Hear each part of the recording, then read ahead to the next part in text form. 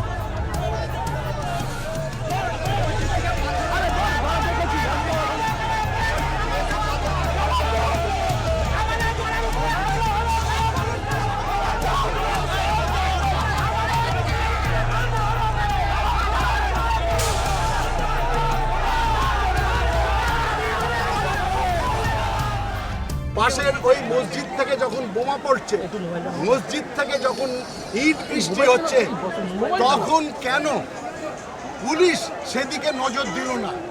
আজকে বরকতির ঘটনায় আমরা জানি কিভাবে পুষ্টিকরণের সন্তুষ্টিকরণের রাজনীতি চলছে। আপনাদের ক্যামেরায় ধরা পড়েছে, আমাদের ক্যামেরায় ধরা পড়েছে যে মসজিদ থেকে মুহুর্মুহু বোমা ফেলা হয়েছে। তার বিষয়ে পুলিশ কেন কোনো রকম প্রতিরোধ বা কোনো রকম অ্যাকশন নেয়নি? উল্টে আপনারা দেখতে পাচ্ছেন আমাদের নেত্রী লকেটের ওপর লাঠিচার্জ হয়েছে। লকেটের পাশেই তাকে লক্ষ্য করে টিয়ার গ্যাস সেল ছোড়া হয়েছে। কিন্তু আপনারা দেখেছেন পুরোটা আমরা হাওড়া থেকে আসা পর্যন্ত আমরা শান্তিপূর্ণভাবে আমরা স্লোগান দিতে দিতে আসছিলাম, শান্তিপূর্ণ মিছিল ছিল। আজকে এই যে পুলিশ নিজেদের মতন করে ঘটনা সাজিয়ে নিয়ে আমাদের ওপর নৃশংসভাবে লাঠিচার্জ করলো, এর ধিক্কার জানাচ্ছি আমরা ভারতীয় জনতা পার্টির হয়ে। মসজিদের সামনে ব্যারিকেড করে মসজিদের ওপরে অত লোকের জমায়েত পুলিশ কেন করতে দিয়েছে? ওই মসজিদকে কেন এক্ষুনি সার্চ করা হবে না?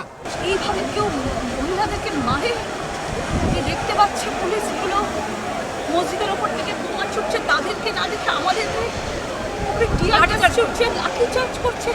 আমরা এতক্ষণ দেখে এসেছি, কেউ কিছু করেনি আমাদের। এইভাবে আমাদেরকে যদি মানে তাহলে বাকিদের কি অবস্থা? এটা পশ্চিমবঙ্গ। Bureau report, channel 10।